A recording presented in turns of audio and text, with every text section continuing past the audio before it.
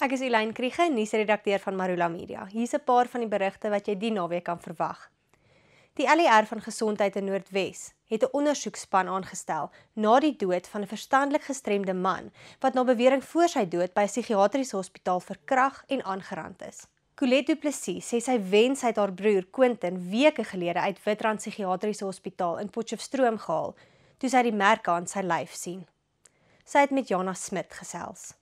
'n Skeieregter is die afgelope naweek tydens 'n skole rugbywedstryd in Alberton aangerand. Skeieregters met wie Marula Media gepraat het, sê dit gebeur egter gereeld dat hulle deur toeskouers by skool of klubwedstryde bygedam word. Niemand tree boonop vir hulle in die bresse nie, al werk hulle gewoonlik sonder betaling en bloot weens die liefde vir die spel. Janice Du Plessis doen verslag. 'n Entrepreneur van Benoni het die eerste koerierdiens wat uitsluitlik van elektriese voertuie gebruik maak, van stapel gestuur, omdat hy oortuig is hy kan die diens beter as bestaande koerierdienste lewer. Alex Stanleyland sê die duisende rande wat hy maandeliks op brandstof spaar, sal hom boonop op die lange duur in staat stel om 'n veel goedkoper diens te kan bedryf. Marula Media het met hom gesels oor die koerierdiens Express. Bykans 3 jaar na die verkeersbeampte Eddie Boventura doodgeskiet is toe hy gewapende rowers vir 'n spoedoortreding voorgekeer het, is niemand nog vir sy moord aangekeer nie. Sy vrou Rita het ook nog nie 'n maandelikse betaling van die werknemersvergoedingsfonds gekry nie.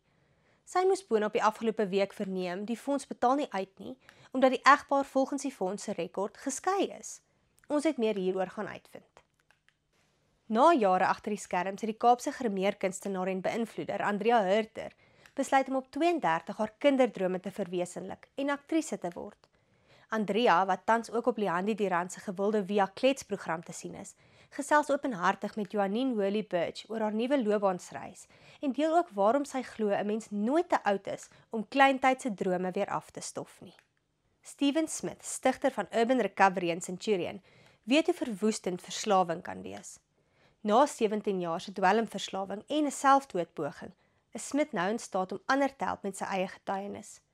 Smith is direkteur van die Shamar Kliniek, 'n Christelike geestesgesondheidskliniek in Rietvallei Rand, wat in Oktober sy deure oopmaak.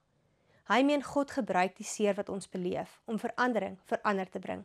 Hy het sy eie getuienis met Cornelia Tirion gedeel. Lees dit alles die naweek net hier op marulamedia.co.za.